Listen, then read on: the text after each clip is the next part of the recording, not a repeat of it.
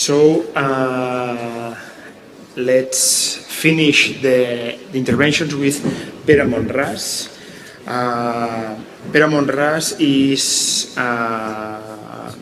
graduated in internal medicine and chirurgy in Universitat Autònoma de Barcelona, and he's a specialist in medical oncology and director of the Corporació Sanitària Parc Taulí.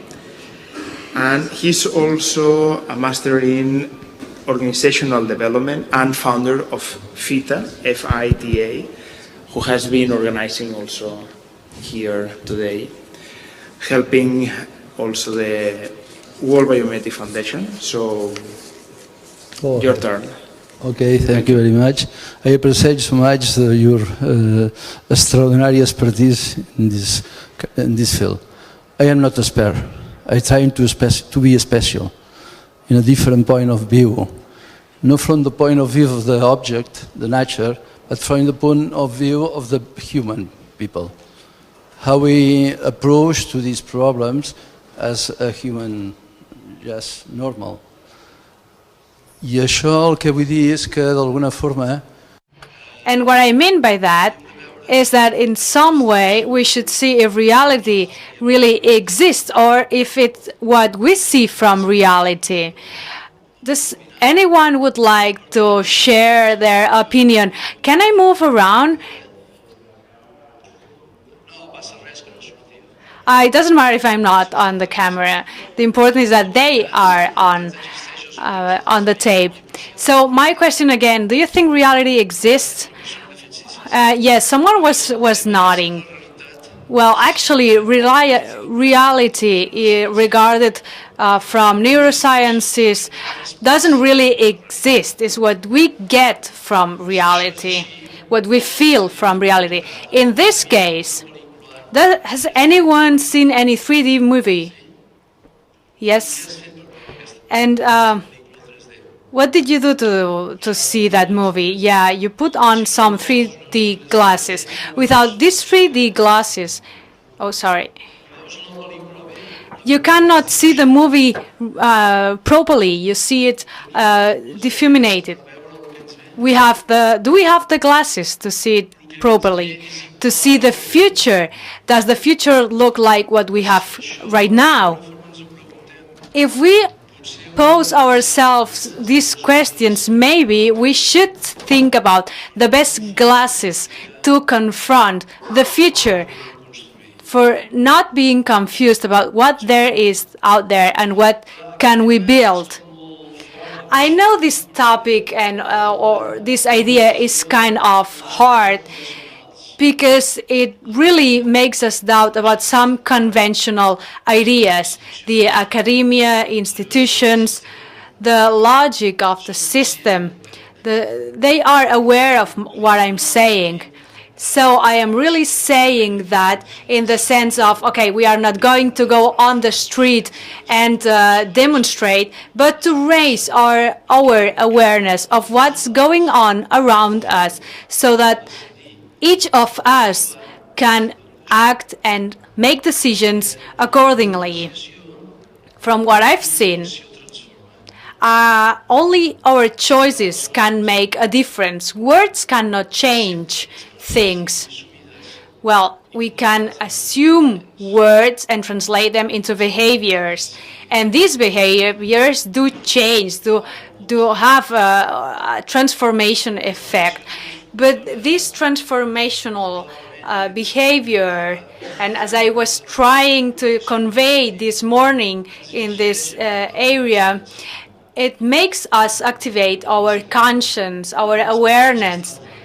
Someone this morning who is not here anymore told me, oh, you didn't mention about activating conscience. And I said, okay, I cannot talk about everything. But what I wanted to say is that we have some patterns, some thinking patterns, and these patterns of our way of thinking are automatized. We have a structure in our brain, and 95% of behaviors are automatized. just to name a very simple example. I can give you an easy example. If you are driving, you change with the stick, and well, at first it's very complicated, but then you just do it, and then you are traveling with someone and you are talking and talking with this other person, and then you don't even realize that you are on your destination because you had this process and you did it automatically.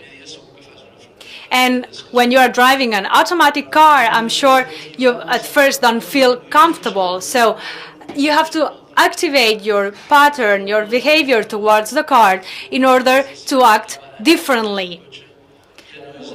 Because the way we used to drive, if you drive a different kind of car, is not the same anymore.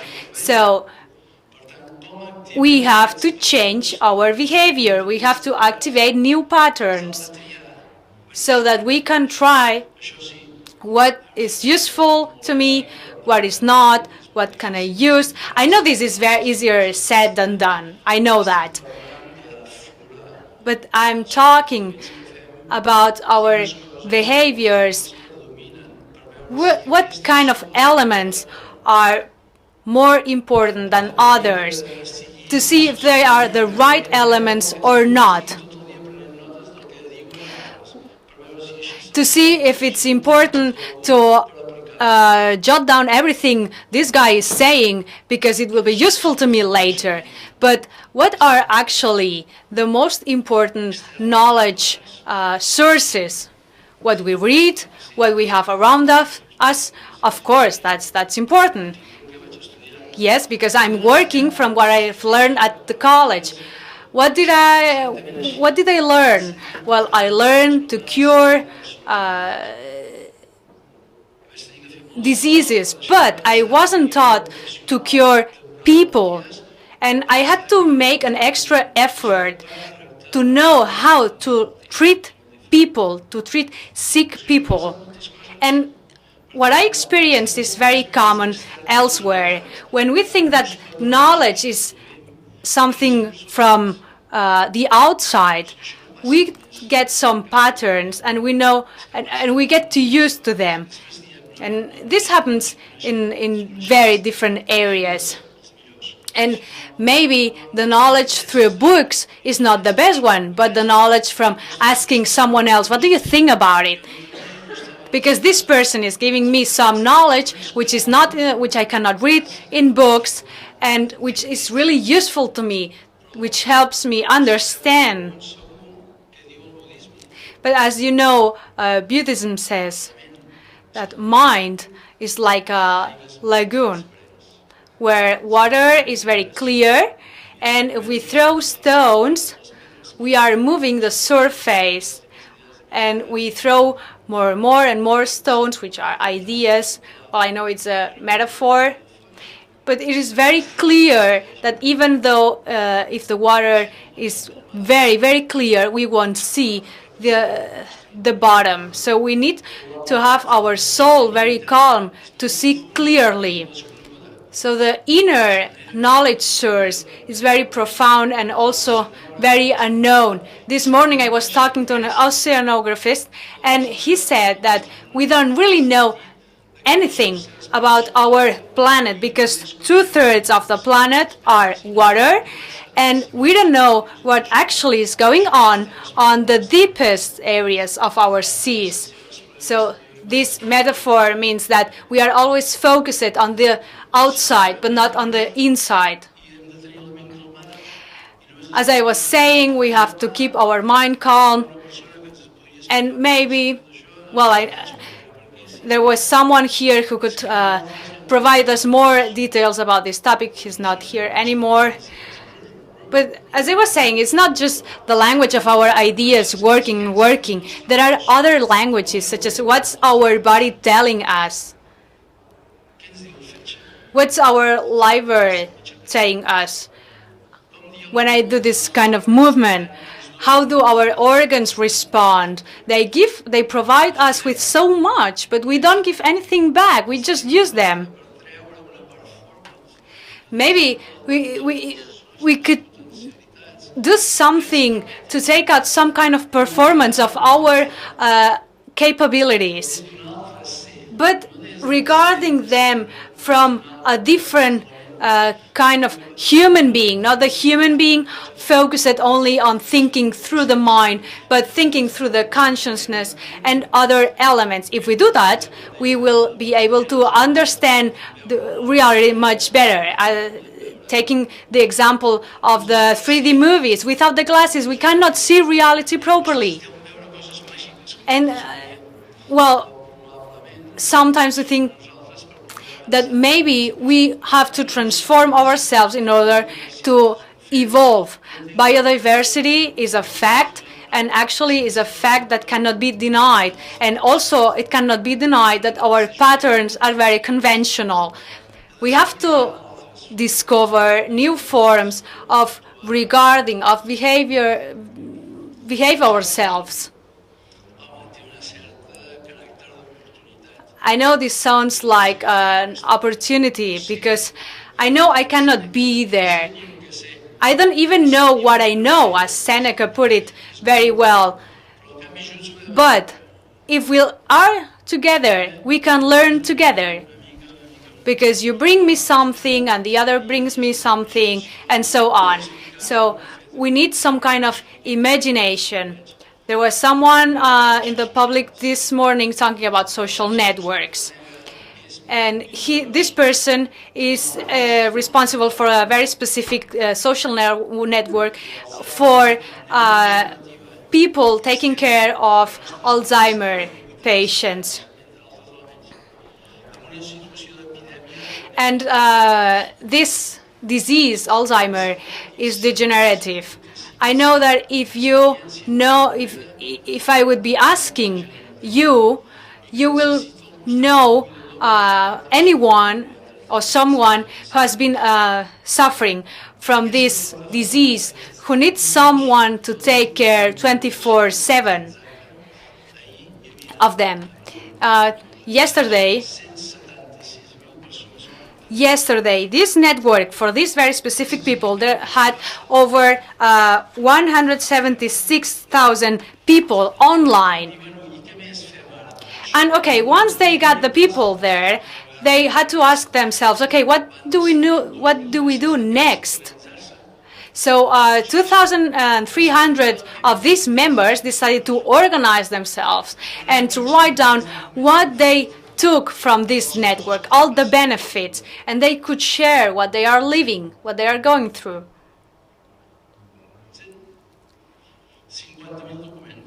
And the result was 50,000 documents which have been put and rewritten in a kind of guidelines for caretakers of Alzheimer patients. And these guidelines were written from the very basic question from, okay, my mother did that today because she's sick, what shall I do? And that's the basic way to go. The proposal, when I was talking about regarding things at university, is that we have to rely on these people who 24/7 are experts in specific area, and that these people can help us to bring a very concrete and specific response to very specific problems which affect a majority of people. This is not only a question of economics. It's economics and social. It's society. Because if we don't do it, we will be facing really serious problems, as we are doing right now. I mean, it's not possible to make a difference between public and social, and that the public focuses on making economic profits, and that we are focusing only on make people feel better. I know this principle may sound a little bit hard, but it's true to some extent. There are different intentions,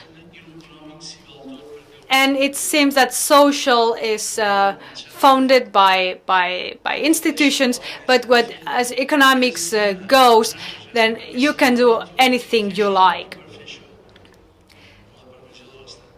And the state allows us to tell, okay, to do that, you need that. And we think if this split between social and public is not a problem, because in society we have several problems, that's right. But the biggest problem is that we have to unify both. We have to be better in a social way, but using public monies, using public resources. Otherwise, we'll be facing the problems we have currently. I know this is a very hard statement. I know that I'm playing a certain role, and I know that I may be annoying to someone, but it's not strange that I think like this. What I'm trying to do is to help us all to understand that knowledge is something very deep, is knowledge of the human being. And we cannot be without saying, because to be means being solidary. Because being is being solidary, and if we assume this, if we assume this, in the 21st century, we must analyze our mental patterns and develop them into new languages which bring us new information, new sources of information, which can develop and evolve into something which is not a fad. You know, fads just go by. Like, many people say, okay, we have to activate talents, but then it's just lies there and it's not done. No, we don't need a fad. We need something that remains and it's really done. But to get there, we have to really acknowledge our constraints. And to wrap up, the educational pattern we have, as I was saying before, is based or dates back from the 18th century. At the beginning of the 18th century, the first classrooms were built, and children were classified according to their expiration date, so to say. And this means that at that moment, illustration divided science and arts.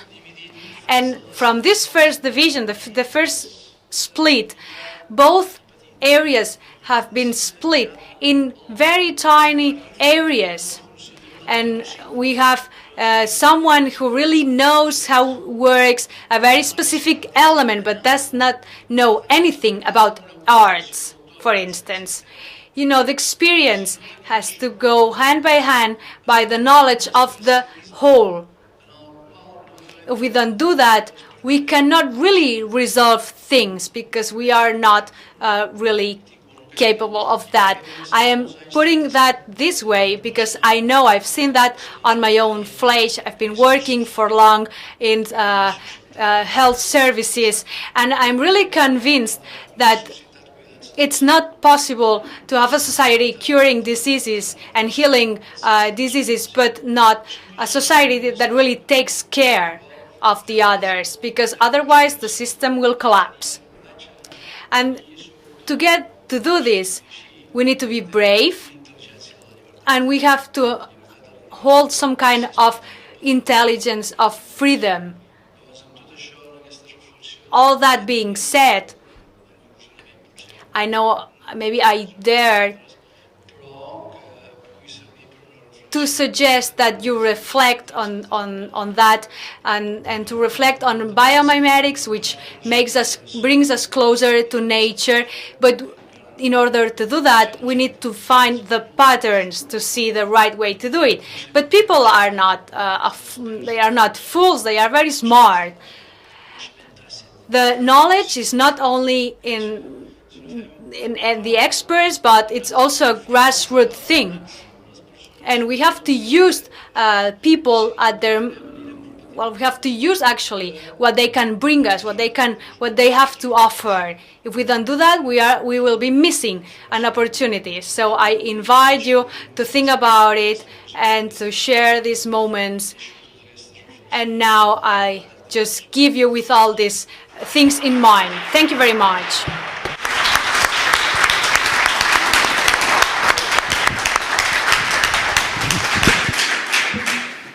Moltes gràcies, Pere. Thank you very much, Pere. Okay, let's start with the questions. We've got 10 minutes to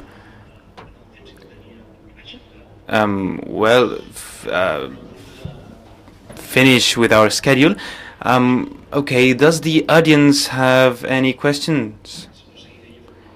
Otherwise, I'll carry on and we'll ask the questions.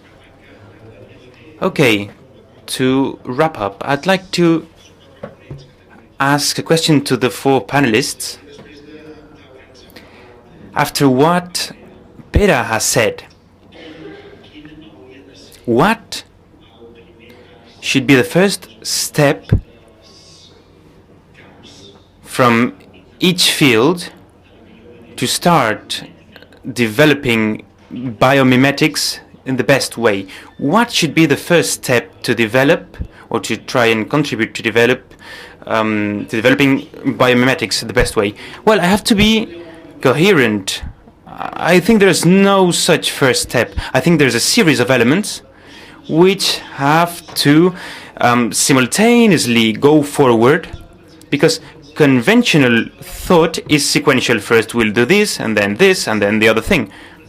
I think this is complex, and we should spot different things that we should get sorted out, and we should see how we can progress. Well, I call it this method, I call it successive approach, because I don't think there's a hierarchy.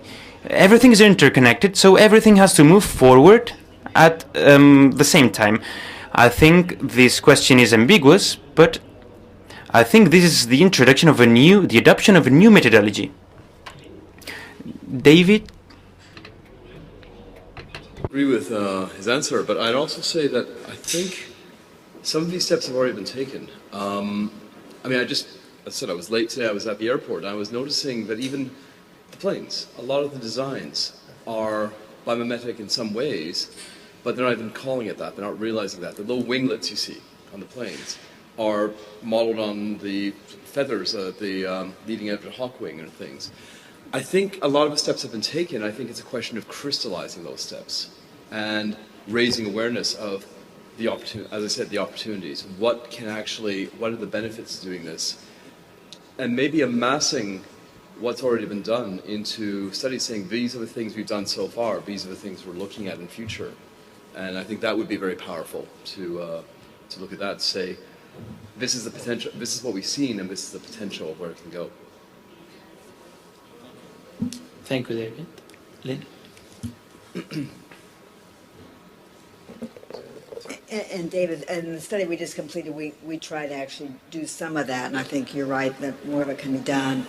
As I suggested, I think it would be actually helpful to get this roadmap plan, so then you can actually maybe take a step back and actually figure out what are the next steps that need to be taken. For instance, I would agree it's got to be at the education level, but bringing the NGOs together, the government leaders, the people, the stakeholders in this field, to actually get a meeting of the minds to actually figure out what are the priorities and what makes sense to be the first step. So I think, maybe, rather than us telling what the first step should be, actually getting some of the stakeholders to actually get together and spend a few days and take some time to actually develop that roadmap at this, what I think is an inflection point for this field, because right now it could be the next new thing, or it could be just a technology that just tends to still be a very niche part of our economy.